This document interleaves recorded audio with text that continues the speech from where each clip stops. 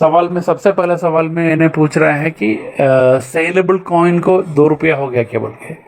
दोस्तों saleable coin को 2 रुपये नहीं हुआ है, सेलेबल कॉइन को 500 रुपये ही अभी कंपनी के एक्सचेंज में और बाहर के एक्सचेंज में ये 1300, 1400, 1500 जैसे उसका रेट है वो इससे चल रहा है। ये आगे पीछे होता रहेगा, केवल तो एक्सचेंज है हमको पता है।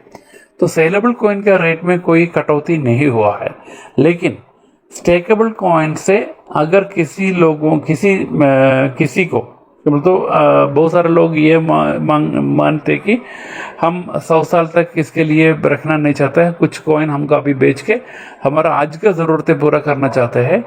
उनके लिए कंपनी ये फैसला ये दिया है, ये सुविधा दिया है कि आप चाहे तो उसको बेच सकता है, वो टाइम में आपको 2 रुपये के हिसाब से आपको बेचना पड़ेगा। दोस्तों एक चीज़ हमको सोचने की चीज़ है, 2 महीने पहले यानी अप्रैल 30 तारीख को एक 500 रुपये में आपको 3000 कॉइन कंपनी दिया है। तब क्या रेट था कॉइन का, और आज वही कॉइन कंपनी 500 रुपये में 1000 रुपये, 500 कॉइन को 50,000 रुपये कंपनी देने के लिए तैयार हो गया। इसका मतलब क्या है, कॉइन का रेट 2 रुपये हो गया और 3000 रुपये जिनको मिला था उनको आज के डेट में उनका कॉइन का वैल्यू 6000 हो चुका है। यानी कितना गुना हो गया। 500 रुपये में पहले मिलता था कितना, कितना दिया था 500 रुपया, आज कितना मिल रहा है 6000, यानी 12 गुना हो गया है ना। तो वो एक अच्छा अच्छा ग्रोथ है, तो हमको वो चीज़ को समझना चाहिए। और इधर भी कंपनी ये नहीं कह रही कि आपको कॉइन बेचना ही बोल के नहीं बोल रहा है। आपको अगर ज़रूरत है, पैसा का अर्जेंट ज़रूरत है, तो आप कॉइन को कूपन में कन्वर्ट करके वो पैसा आप ले सकते हैं। यानी 500 कॉइन का 1000 रुपये करके आप ले सकता है। तो कितना कॉइन आपके पास है उतना अमाउंट आप बना सकते हैं। कम से कम 2000 कॉइन आपके पास होना चाहिए, तब जाके आप सेल कर सकता है। ठीक है ना। अभी सेकंड सवाल का मैं ये जवाब देना चाह रहा हूँ कि बहुत सारे लोगों का पे आउट आ चुका है, कुछ लोगों का पे आउट नहीं आया है। उसके लिए कारण कंपनी बताए, इसका कारण ये है कि कंपनी लाखों लोगों के पे आउट के लिए जब लिस्ट दे दिया था, उसमें से कुछ लोगों का पे आउट नहीं गया है और बैंक वाले ने वो वेरीफाई करने में बहुत टाइम ले रहा है और कंपनी का स्टाफ को मांग रहा है।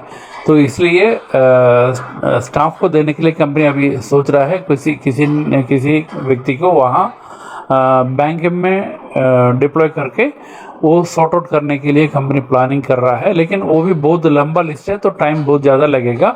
इसलिए हमारा गलती की वजह से, यानी हम जो बैंक डिटेल्स दिया है उसमें कुछ गलती, मेनली मैं ये नहीं कह रहा हूँ कि हर किसी का गलत हुआ बोल के नहीं बोल रहा हूँ, लेकिन मैक्सिमम लोगों का ऐसे छोटा मोटा गलती की वजह से ये नहीं गया है और कुछ लोगों का बैंक की वजह से नहीं गया है। यानी बैंक भी तो कभी कभी गलती करता है, हमको पता है।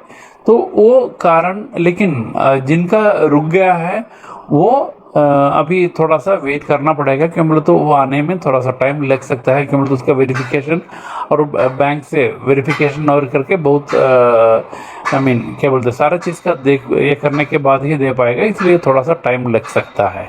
ये मेरा सेकंड क्वेश्चन का जवाब है। तीसरा क्वेश्चन कुछ अजीब सा लग रहा है मुझे, क्यों बोले तो हम बहुत सारे लोग ये गलतफहमी में है कि हम कंपनी को कुछ दिया बोल के लोग सोच रहे हैं, लेकिन एक्चुअली हम कंपनी से कुछ खरीदा है।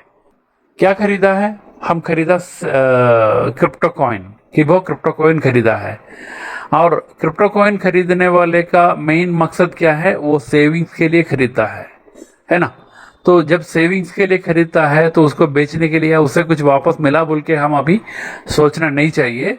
आप जो कॉइन खरीदा है वो कॉइन का एक्सचेंज में उसका रेट बढ़ रहा है और हमारा संविधान ये कर रहा है, कंपनी का जो सिस्टम उसका अपडेट कर रहा है कि बहुत जल्दी आपका एक्सचेंज से वो कॉइन दिखेगा।